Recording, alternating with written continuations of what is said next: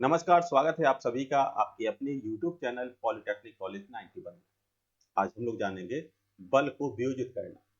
पिछले वीडियो में हम लोगों ने बल को विघटन करना मतलब बल को कैसे विघटित किया जाता है वो सीखा था। अब सीखेंगे बल को वियोजित करना। बल वियोजन क्या कहलाता है उसको समझेंगे कि जब किसी बल को दो घटक में मतलब किसी बल के जो दो घटक हैं वो आपस में लंबवत हैं, परपेंडिकुलर हैं, तो हम लोग बलों को क्या करते हैं, वियोजित करते हैं।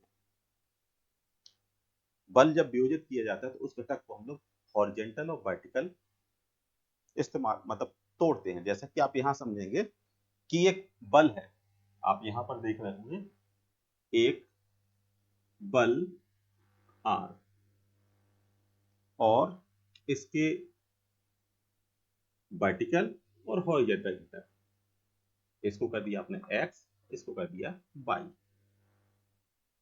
और इस पर इसके समांतर मतलब इसके समांतर ये रेखा, इसके समांतर ये रेखा आपने डाली। ये बल जो है ये है P और ये वाला जो बल है वो है Q, और इसका नाम रख दिया आपने O C। ये है आपका A B, A C B O। ठीक है, अब जब ये Q है तो ये भी आपका Q हो जाएगा, और ये P है तो ये भी आपका P हो जाएगा। क्लियर? ये कोण हो गया आपका एल्फा, और ये आ गया आपका, ये क्या है, अब देखिए यहां पर जो बल है ये 90 है, तो ये आ गया आपका 90 माइनस एल्फा। क्योंकि बल को हम लोगों ने, जब बल क्या है ये एक दूसरे के 90 एंगल पर है, ये और ये इन दोनों में 90 90 का कोण बन रहा है, तो ये आपके हॉरिजॉन्टल और वर्टिकल घटक में तोड़ा तो ये आ गया आपका 90 माइनस एल्फा, और ये हो गया आपका एल्फा। ठीक है, अब यहां पर देखते हैं कि जो OC है, OC क्या है, OC ये है एक विकर्ण। ठीक है, और इसके द्वारा हमें प्राप्त होगा OACB, एक चतुर्भुज। ठीक है, मतलब यहां पर क्या है, एक चतुर्भुज बन गया OACB। ये चतुर्भुज बन के तैयार होगा जिसमें से OA और OB, OA और OB इसकी क्या है, हॉरिजॉन्टल और वर्टिकल भुजाएं हैं। ठीक है, और इनको दो भागों में विभाजित किया गया है, P और Q में, P और Q में। ठीक है, और कोण की बात करें तो ये आपका एल्फा कोण है, और ये जो कोण है वो आ गया आपका 90 माइनस एल्फा। अब चलते हैं त्रिभुज OAC में, OAC में।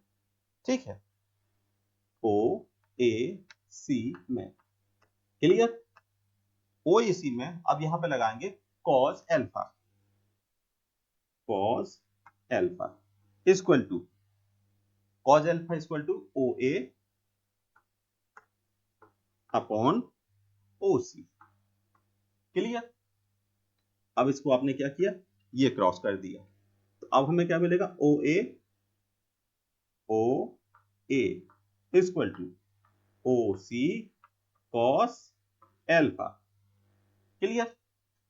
अब जो OC है, OC क्या है आपका, R है, तो आपने क्या किया, R की यहां पर वैल्यू पुट कर दी, और OA क्या है आपका, OA P है, तो आपने लिख दिया P equal to R cos alpha.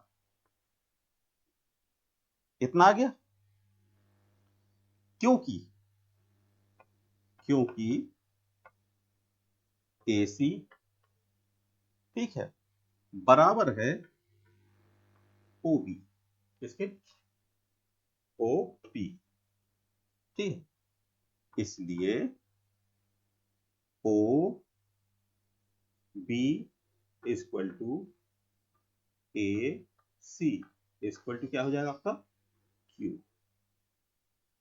ठीक है, अब लेंगे दूसरा एंगल। भाई अब यहां पे हम लोग पहले कोण ये लिया था OAC, अब लेंगे कोण AOC, त्रिभुज, ठीक है, AOC, AOC, AOC, ठीक है।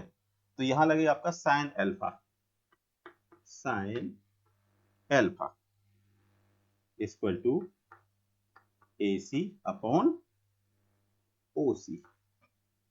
क्लियर? इसको क्या किया आपने, त्रिया गुणा किया, तो AC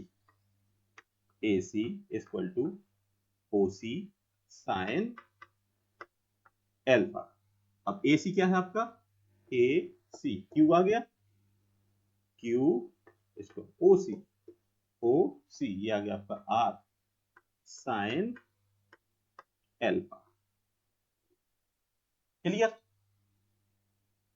अब हमें क्या प्राप्त होगा, P equal to R cos alpha और Q equal to R sine alpha.